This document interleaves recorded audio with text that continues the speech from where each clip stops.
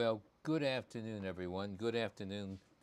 I'm really excited to be with you here this afternoon. Today we're going to continue with our discussion about mind reading with our pets. Can Fido, can Fluffy read our minds?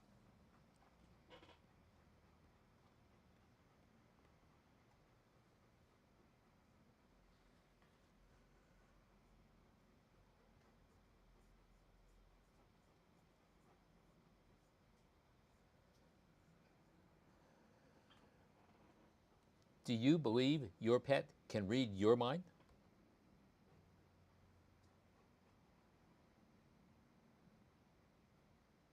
How does Fido know when you're going out before you pick up the leash, before you believe you've given him any clue whatsoever?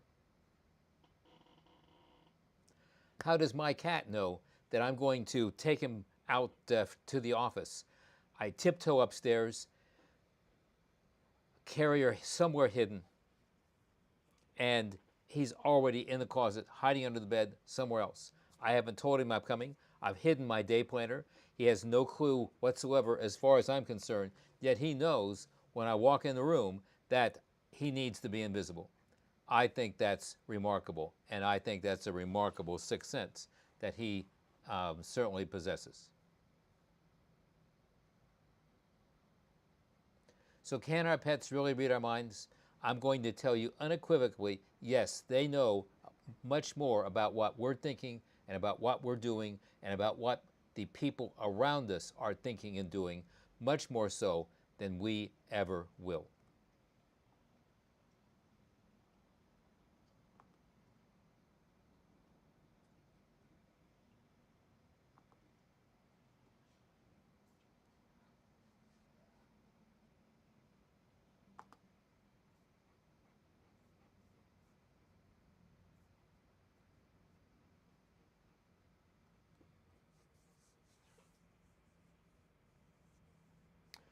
So today, what we're going to experience and communicate is exactly how that happens, because I'm going to be able to tell you that no, I don't think they actually have ESP, like extrasensory perception, that somehow some invisible wavelength strikes you on the head and you know someone 5 billion miles away is going to experience or do something. Whether that exists, whether that doesn't exist, is not the realm of what we're going to talk about today. But what we're going to see is that our dog's senses, and combined with the theory of the mind, and we put it all together, we're going to discuss the question of whether our dogs are smarter than us.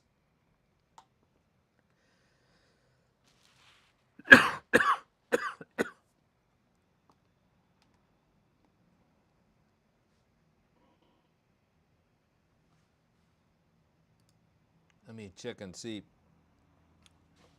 who might be joining us right now.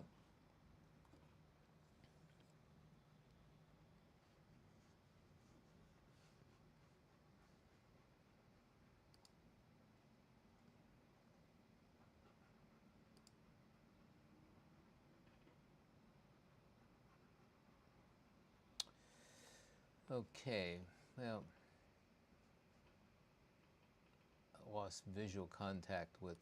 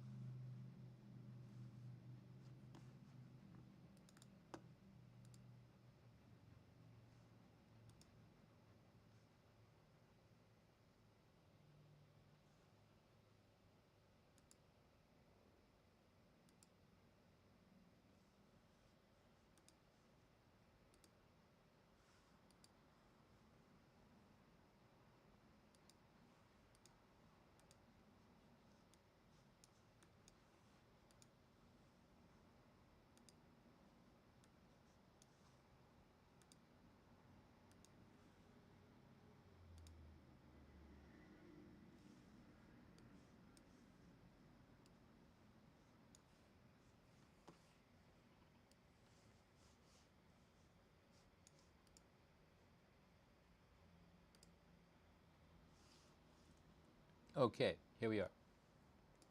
So if you ask most dog owners whether or not their dogs can read their minds, whether or not their pets can read their mind, few answers, no one will actually ever answer no. But they really can't tell you why. And today we're going to explore the significant reasons on exactly why. One is their special senses, or more appropriately, their senses are special when it comes compared to us. Their eyes are different, their ears are different, their ability to nose and smell things are different, and their sensory capacities is different. And when those all are processed by their brain, they have an ability to interpret their environment significantly different than you and I have an ability to interpret our environment. There's a situation, I'm not sure that's the right word. The theory of the mind sounds really pretty ethereal, and it's a psychology expression that is related to understanding in the human environment, and there are significant numbers of researchers that believe that it applies to dogs and cats. The theory of the mind is defined by dictionary.com as the ability to interpret one's own and other people's mental and emotional states, understanding that each person has unique motives and perspectives. A couple interesting, really key words in this. Interpret, I think, is the key word, because dogs, you're going to find, are dealing with a significantly different data set than you and I are. And that data set gives them a significantly different advantage on how they interpret their environment. The interpreting environment and related to just finite objects around them, interpreting their environment when they encounter another dog, nose to nose, face to face, and interpreting their environment when it comes to paying attention to you, pleasing you, doing mischievous things around the house, and the like. The theory of the mind was actually developed with experiments on chimpanzees and children, experiments on chimpanzees and on children. And it implies that the individual, person, and or dog has an understanding of what's happening in the environment, and an understanding on relationship to motives and perspectives. Those aren't my terms, but we're going to use them because it's in the dictionary of what's happening and what's going to be observed that you and I can see with our dogs. And what I hope to be able to communicate with you through all this whole process is that you can look at and experience and understand what's happening more accurately. I think I like that word, more accurately. And when you understand what's happening as you're communicating with your dogs and your cats and your pets, if you understand it more accurately, I think we can develop a significantly better and deeper relationship with them. And that's what it's all about, is to continue having a super relationship with our pets that, that not only will benefit them, but in the long run, benefit both ends of the leash, because both ends of the leash absolutely have to be in harmony for all of this to be acceptable to you and to your pup. So what does all of that mean? Well, in the first place, eyes. We're going to look at the senses in general, and then we're going to pull this whole thing together. Dogs' eyes are different, and for ages, people have been saying dogs are colorblind, dogs are colorblind, dogs can't see color. And and for ages, I've been saying, that's wrong, that's wrong, that's wrong, that's wrong. Dogs can see colors, cats can see colors. My cat decorated my apartment 50 years ago when I was a bachelor. So I know dogs and cats can see color.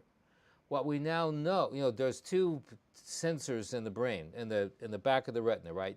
Rods and cones. Rods and cones are what are the receptors in the back of the retina that pick up the light, pick up the images, send them to the brain, and the brain processes them, right?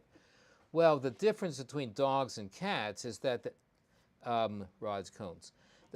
Dogs have two flavors of cones. People have three. People have trichromic reception. Dogs have dichromic reception. It's kind of a little bit like someone that's red-green colorblind.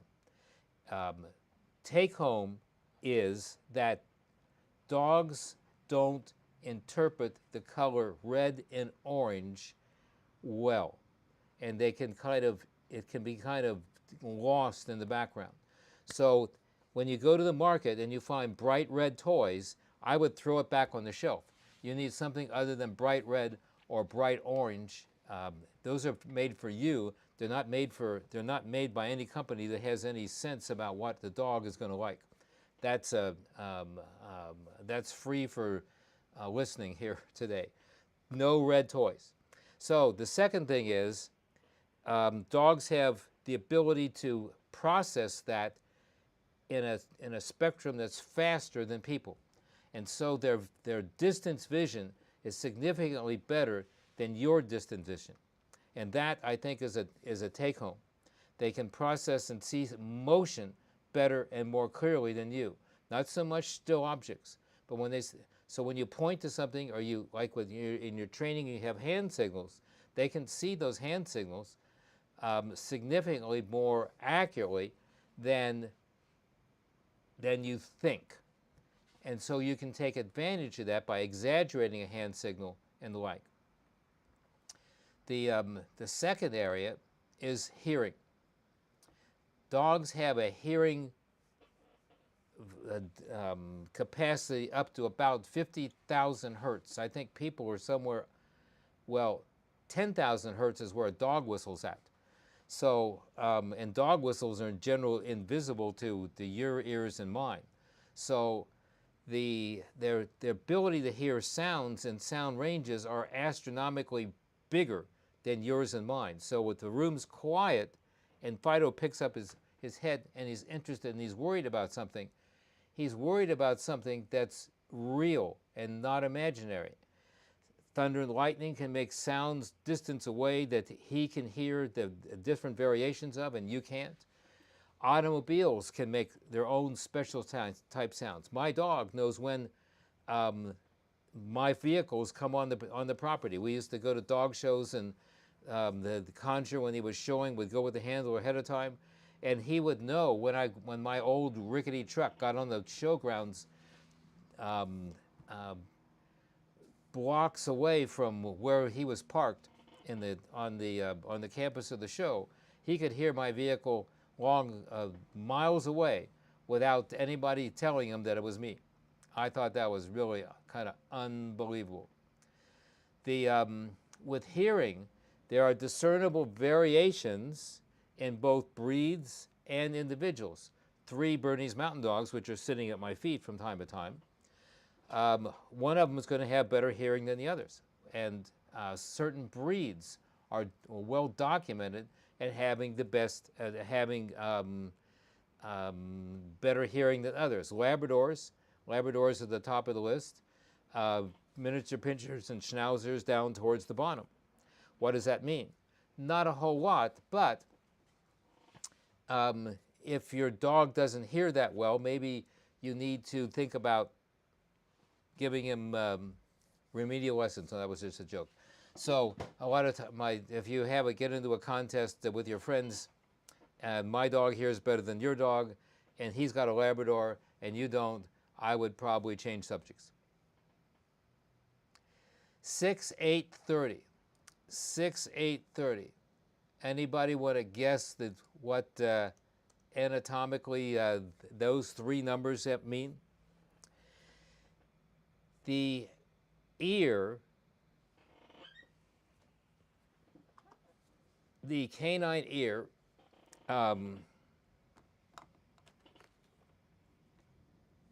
auditory center, the eardrum is, where are we here? The eardrum is down here. Oh gosh, I'm backwards. The eardrum, I have to do this by the Braille method. The eardrum is down here. The balance center is up here.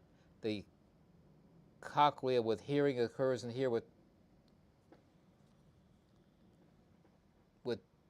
tiny little hairs that are the receptors, and the ear works with tiny little muscles that pull on the eardrum and interpret the eardrum, and the sensations on the eardrum with the hammer, the anvil, and the stirrup. Remember the males, incus, and staples.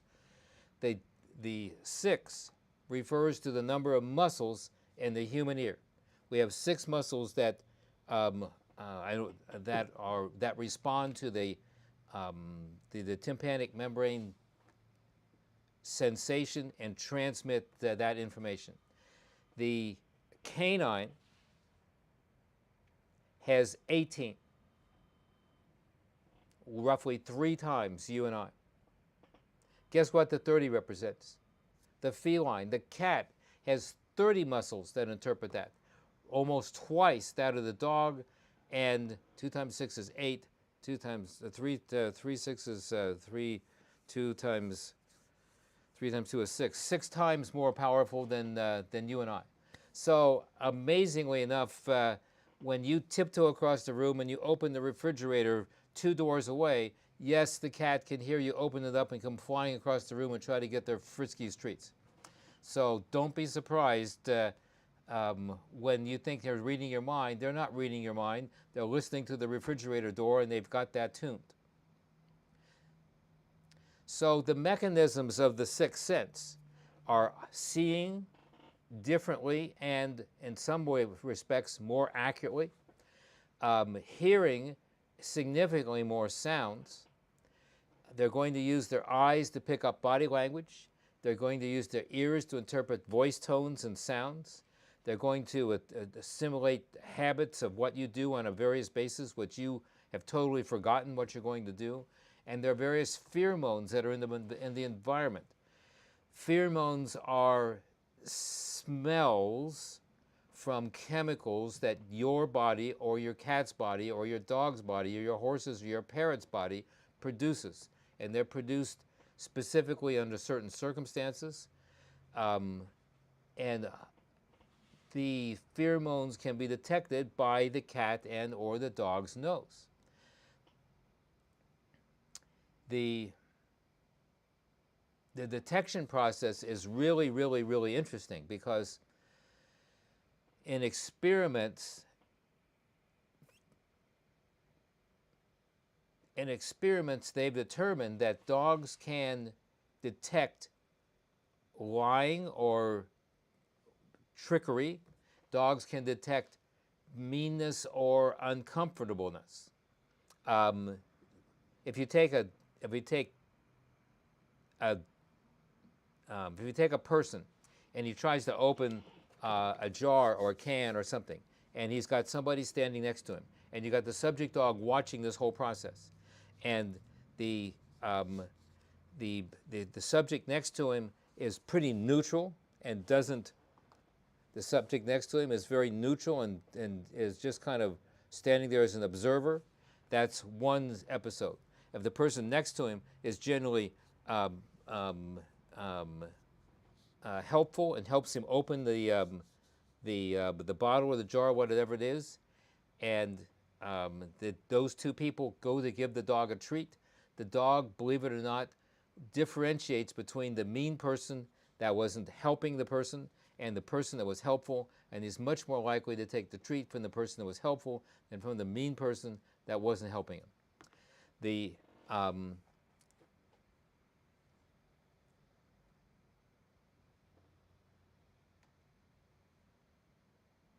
second type of experiment that they would do is that they would take a dog bowl and they would put the dog bowl down on the floor with food in it, and the behaviors would point to the dog bowl, and the dog would come over and get the treat. It would, and they would reproduce that so it would be kind of consistent. They would take another dog bowl and put it down, and the dog bowl wouldn't have any treats in it, and the dog couldn't get any treats from the dog bowl, and you would point to that. And then you would go back to the original dog bowl that had the treat in it, and the behaviors would point to that treat, and the dog would kind of look at him and generally wouldn't go back to the treat, even though he had a treat from it before. He didn't get a treat from it now. So he was suspicious of the behavior of the pointing that was once treat-oriented, trickery, and the like. So they can just differentiate between trickery and consistency. I find that absolutely astronomical.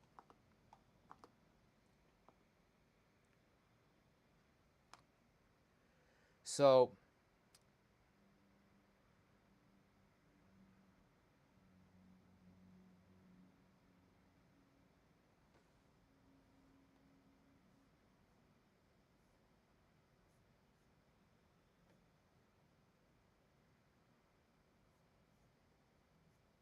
very interesting. My slides reset themselves.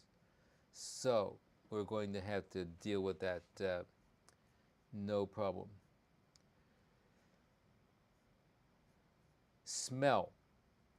So we want to talk about smell. Dogs can remember scents forever. They have a memory bank filed away for different scents and smells.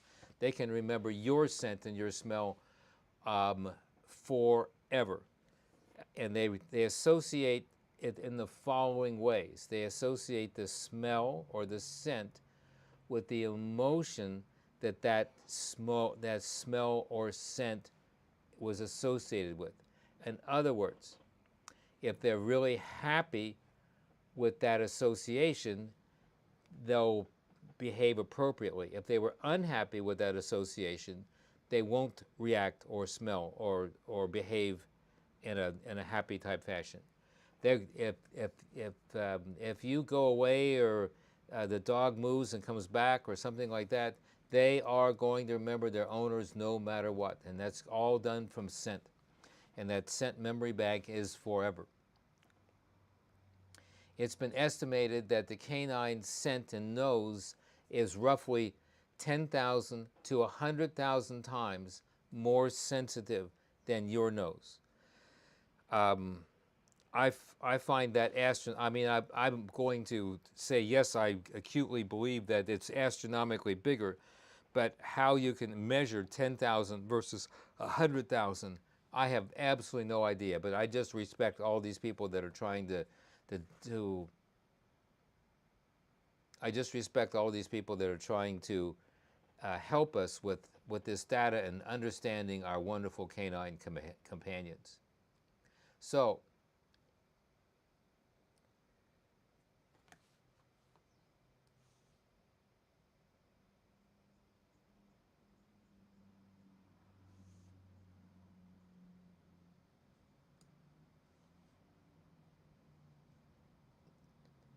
well, we touched upon that, is that the scent is associated with feelings in the memory bank.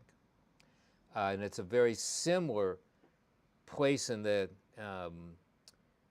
brain that you and I file perfume type smells or odor type smells that are pleasant, and that we associate with loved ones or family members. Smiling. Facial expressions are very much important to dogs, and that facial expression is you can use to your advantage in training. You can use to your advantage in communicating with your dogs in a positive manner. When you're smiling, you're rewarding them. And if you're frowning and grumpy, you can communicate to them that maybe Fido didn't do something that he was supposed to do. Most importantly, the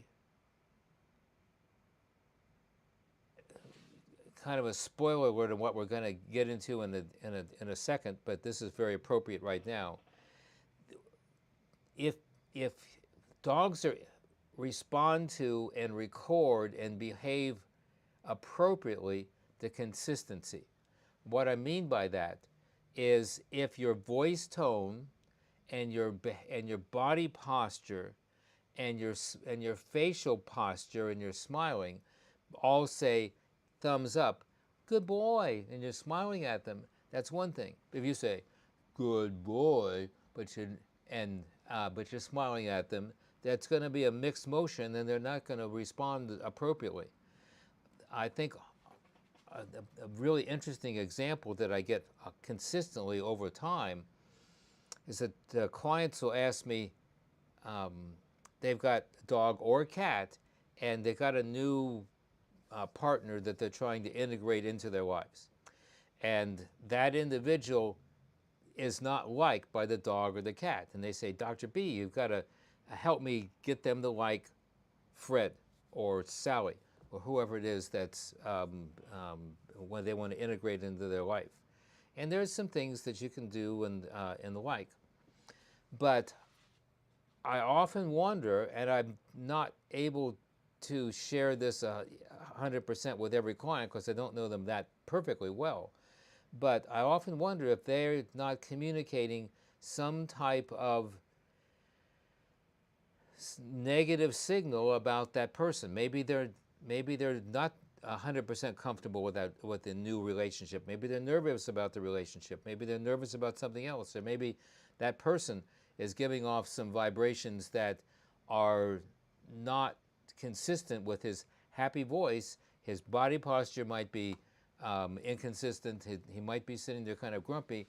He might think, I really want to like this new person, but I really don't like the dog, and the dog's along for the ride, and I don't really want to get along with him, but I'll pretend like I'm getting along with him. That's possibly what the big problem, and something that one should easily and importantly try to look at. The data point, the longer you're gone, you probably can figure this out, the more excited Fido is going to be when you come home. And long absences create a level of comfortness less in your dog. Compare the death of one of his significant people in the family, dogs will mourn, and if that happens, you need to be able to, you can't substitute for that, but you need to support that loss with certain behavioral tricks that would incorporate that support, such as more time. Don't shower treats on them. They won't accept that. They won't correlate that. But more time and more energy will help them find and be able to take their place. Facial expressions we talked about. We don't have to go back over there. The nose and the canine, sensory-wise, is very, very important. But did you know that the right nostril and the left nostril work independently from the standpoint of basically twofold? One, their nose sensations, they can process things differently from the right side and the left side and get more information and localize left and right. The second thing is that when they are expressing their own facial expressions, both eye facial expressions, lip facial expressions, but in addition, the way they twitch their nose can be independent, and that's part of their personal expression, particularly when they're approaching other dogs. And that's going to be one of your homework assignments, is to look at your dog when they greet other dogs and to see exactly what they're doing for their face, for their nose and their eyes, whether their body's stiff, whether their body's relaxed, and the like. And you'll be able to get great insight into what's happening with your dog. And if you can simultaneously watch what's happening with the other dog, you can get very instant, significant clues so that you can tell way ahead of time whether or not you might have a problem or not. And that could be the difference between an emergency visit and sitting at home drinking coffee and watching Dr. B on YouTube.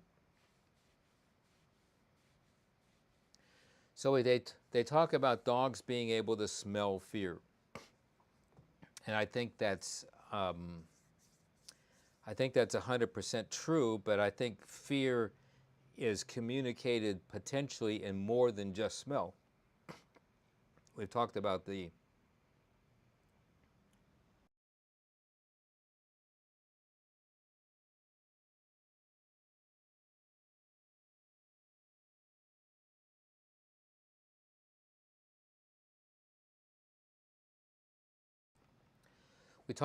fact that dogs plus 1 plus 2 plus 3 sight, what they're seeing, which will incorporate the subject's body posture, facial expression, like sight, what they're seeing, what they're hearing, and what they're smelling all at the same time.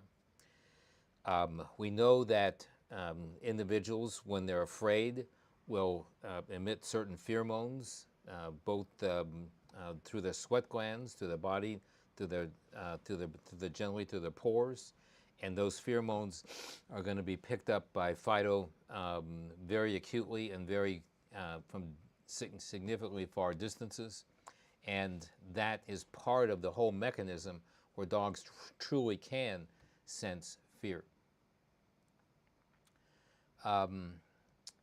Fear is going to create adrenaline release, and that adrenaline release can create pheromonal type activities, which the dogs can smell. If you're uncomfortable with someone, Fido is going to be able to figure that out. And if you're walking down the street and you're uncomfortable, you can help Fido transmit that if you need to.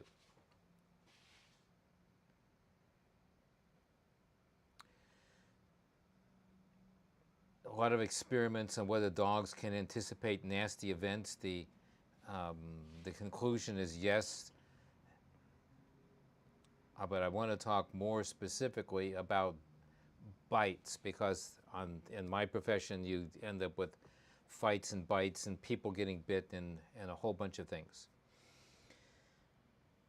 Data point number one: calm, not anxious people in the presence of an aggressive dog. We're not talking about the world's most happy dog that's never bitten anyone and probably never will bite anyone.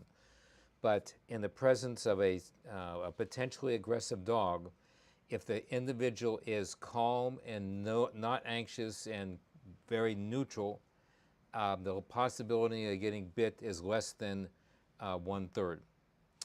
An individual that's nervous or anxious and potentially acting inappropriately, the likelihood of getting bit is over 2/3. So be aware of that when you're interacting with other dogs and the like. The other interesting thing about bites is that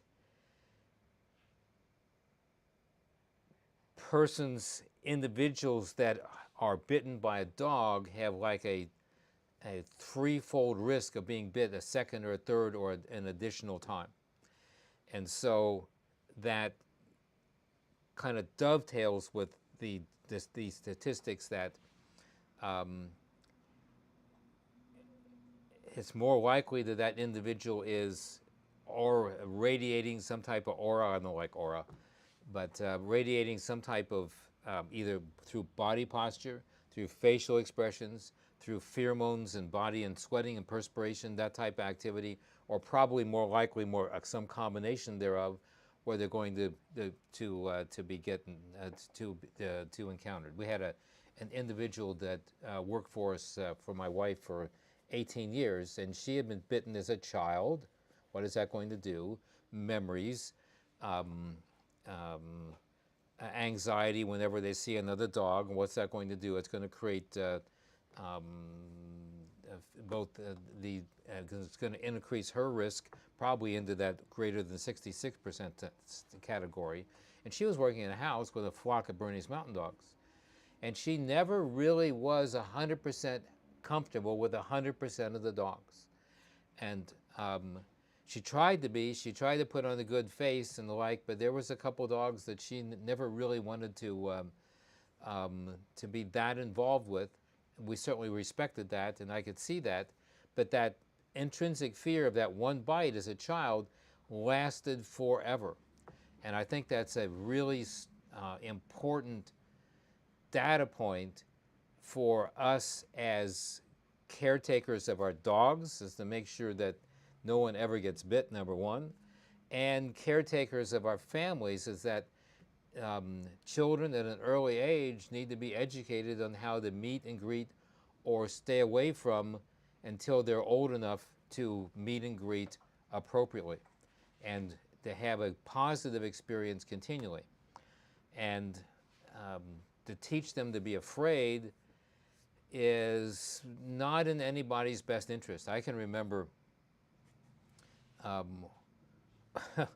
used to train at an outdoor shopping center, what I still do, And I was there one day, and I had one of the dogs. I was working with him, and I was having a lot of fun, and she was doing good. And when you're working in a situation like that, you size up the environment around you, and you normally are just ignoring people, and you pretty much try not to engage in a lot of people, and just using the general commotion as a distraction to get the dog to focus on you and a few other things. And I saw this woman coming down the street with a kid that was about 2.5 feet tall, and she spotted us, and she picked the child up and raised it up overhead and ran past us. And I started, if it wasn't so pathetic, I would have burst out laughing. But I wondered, what is that child learning about being around dogs? He's going to spend his entire life being scared to death of dogs. As soon as he sees a dog, when he's without his mother, his anxiety is going to go up, his body posture is going to change, his fear mode is going to change, he's going to go running by, and all of that's going to act like, I think a dog's going to chase him and bite him for sure. I think that's really, really sad. But that's my humble opinion. I worry about little things like that. So, dogs read body language from other dogs. So your homework is to watch two dogs greet. Dogs that have seen each other are going to greet each other completely differently than two dogs that have never seen each other. Watch for body posture while they're stiff. I'm not talking about just their tail. Everybody talks about their tail whatsoever. The tail is important, but there's a lot of dogs without tails. There's Rottweilers and bulldogs and the like that don't have any tails, but they're going to tell you exactly what's going on by how stiff or relaxed their body posture are, whether they go into any type of play mode. But watch their facial expressions, watch their lip expressions, watch their nose, watch their ears. You're going to get a whole new education.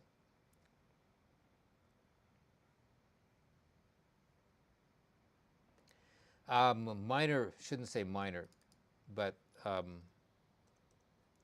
earthquake and weather changes. Dogs can definitely been known to predict or alert people to earthquakes and weather changes. How is that possible? Well, most earthquakes, I shouldn't say most earthquakes, but I think if you look at seismographic evidence that the big quake is preceded by little tremors. Dogs can sense those tremors to their feet and the like. Weather changes, thunderstorms, lightning produces, for sure, or the electrical charges could create substances like ozone. The ozone, if you've got a $100,000 100,000-fold increase in the ability to smell a thunderstorm, the wind's blowing, you're downwind, the dog's going to know there's a storm coming for sure. What he does, how he responds, whatsoever, is another thing, but he knows that it's coming. The one thing that I've noticed with storms coming, and particularly where we live, we get winds that are not necessarily associated with rain and thunder and lightning. They're just winds, and they come generally from the east. And the dogs are always go on alert when those winds are occurring. And what's happening is the winds are bringing smells they've never smelled before, and they're bringing sounds that they've never heard before, and they're trying to process all of that. So, in sum and substance, dogs use their senses significantly differently. That's true. The take home is that they have zillions, I love that expression, they're collecting zillions of more pieces of data than you and I can imagine. Their eyes are interpreting motion and things much more quickly. Their ears are hearing things by a factor of maybe 10 or even more.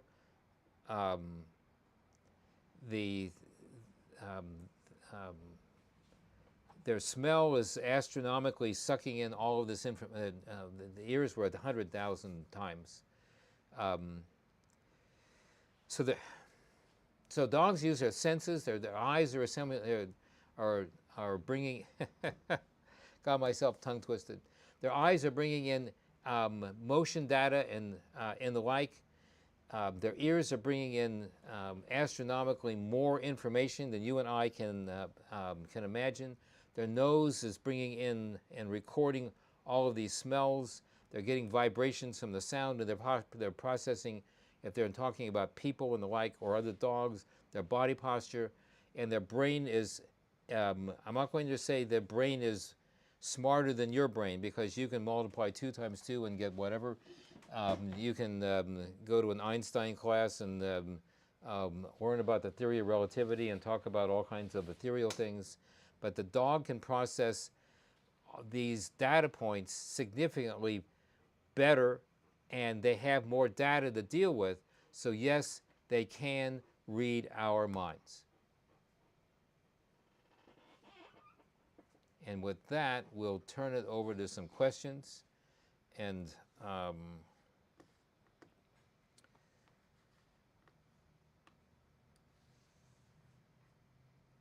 it looks like Rosie has a question or a comment. I've got a black lab, got him from the pound.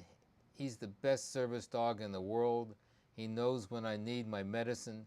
He knows if I need help getting out of the chair just by the way I move. I think that's absolutely phenomenal and not exceptional. I think it's exceptional that you've been able to get and train him to be a service dog. I'd love to know what part of that you actually trained and what part of that he kind of picked up on. My guess is with the latter part, about when the getting up out of the chair, he probably just saw you struggling, interpreted the struggling, and came over and automatically helped. From the standpoint of the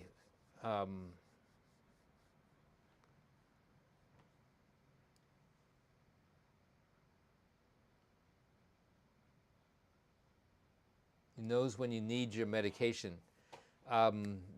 The dogs can sense blood sugar drops for sure. I don't know if you're diabetic or what. Dogs can sense seizures for sure. So they've been trained, they can be trained to be seizure detectors. They can be trained to be blood sugar dropper detectors. They've been trained to treat, identify diseases like Parkinson's and a few other things. And certainly they've been used in cancer detection and can, in some cases, detect cancer before some medical tests can detect cancer as well. So I find I'll give your black lab kudos and wish you the best of being able to continue train with him alike. As an aside to that, when a decade or two ago, when we were out hiking, Sorceress, one of the burners, kind of recognized that Diane needed help going up and down the hills, and that the next thing that I knew, she was at her side whenever we went down up or down hills, and Diane could reach down and grab her collar and help support herself going up and down the hills. And she did that just automatically. That's why I suspected that that your lab, whatever your kid's name was, automatically figured out you needed to get up and down out of the stairs. Next question was from Don. Don says, great class, very good sound today. Yeah, last week I had more than the sound problem. I was sound deficient 100% through the whole thing and didn't figure it out ahead of time.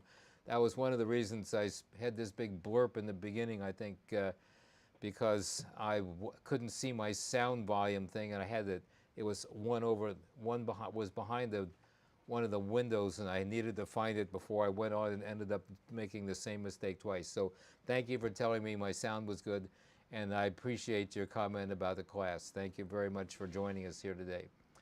So we'll look for any more comments that might be coming through.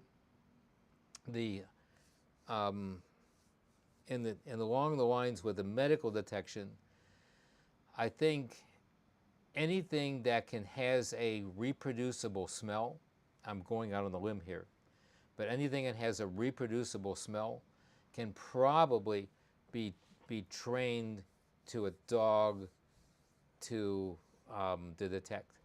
And not 2 months into COVID, we're talking, what was COVID? 20, April, February, March 2020.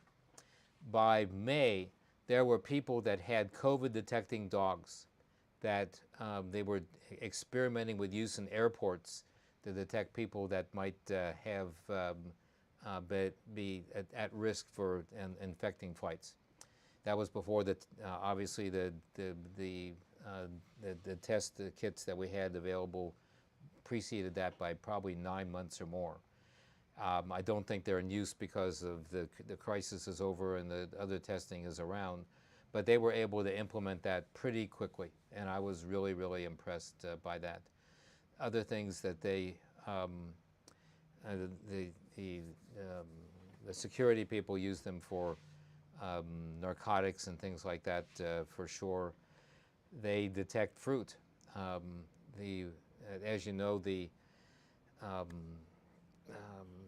agriculture industry for certain diseases, it can be easily threatened if you bring in the wrong thing at the wrong time at the wrong place. And bringing fruit in and the like to the country needs to either be inspected or either not brought in, period. And dogs can detect food and stuff that might be at risk. There was, I know we had a fruit fly problem a couple decades back, and some of the airport dogs were detecting apples and fruit and things like that. So it's been a minute since the last question came through. We'll give it a couple more minutes and see if another question decides to come through or not.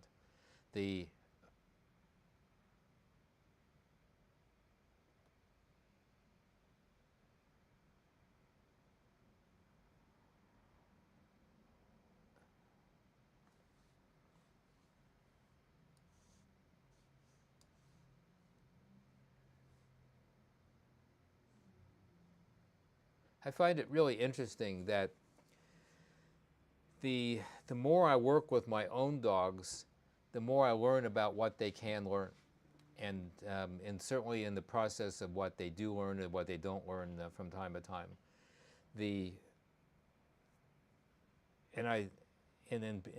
the process of researching some of this stuff, I realized that I was always relying on kind of hand signals and verbal commands, but it's really occurred to me that my whole body posture is probably more important than the simple hand signal and the like. I remember when I was training Brodice and agility, and you would use certainly hand signals to manipulate them through left or right or things like that.